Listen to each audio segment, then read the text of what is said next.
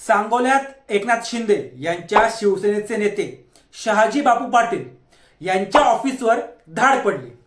LCB आणि निवडणूक आयोगाच्या पथकाकडून ज्यावेळी ही धाड टाकली त्यावेळी त्याचं रेकॉर्डिंग सुद्धा करण्यात आलेलं आहे।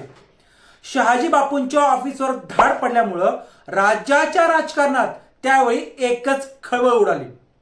ही धाड पडल्यानंतर मुख्यमंत्री देवेंद्र फडणवीस यांनी माध्यमांना प्रतिक्रिया दिली।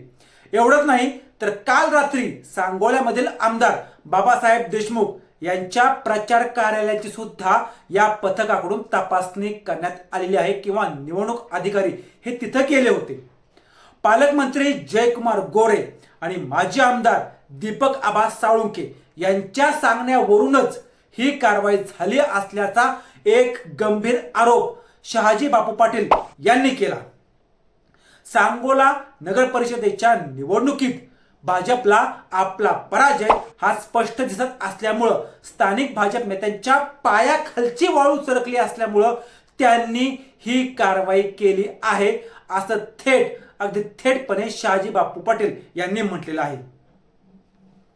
नमस्कार, मी किशोर बलकवडे आणि आपण पाहतात विषयच वेगळा। धाडीची ही कारवाई झाल्यानंतर शहाजी बापू पाटील यांना अश्रू अनावर झाले होते। मुख्यमंत्री देवेंद्र फडणवीस आणि उपमुख्यमंत्री एकनाथ शिंदे यांना या सगळ्याची माहिती आपण प्रत्यक्ष भेटून देणार असल्याचं त्यांनी म्हटलं। या प्रकरणात देवेंद्र फडणवीस यांनी म्हटलं की धाड टाकण्याची जी कारवाई असते ती सत्तेत आहे की सत्तेबाहेर आहे यावर ठरत नसते। अनेक वेळा माझीही म्हणजे मुख्यमंत्र्याची गाडी तपासली जाते, त्यामुळं यामध्ये काही सत्ताधारी आणि विरोधक अशा गोष्टी येत नसतात। तक्रारी आल्यानंतर आमच्या कार्यकर्त्यांकडे सुद्धा तपासणी झालेली आहे।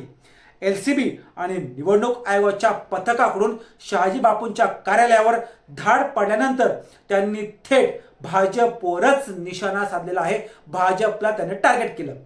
यापूर्वी आपण निवडणुकीवेळी प्रत्येक वेळी भाजपला कायमच मदत केल्याचं सुद्धा शहाजी बापू पाटील यांनी सांगितलेलं आहे। आता शहाजी बापू यांच्या कार्यालयावर पडलेल्या या धाडीवर उपमुख्यमंत्री एकनाथ शिंदे हे नेमकी काय प्रतिक्रिया देतात किंवा नेमकी कोणती भूमिका घेतात हे पण पाहणं महत्त्वाचं ठरणार आहे।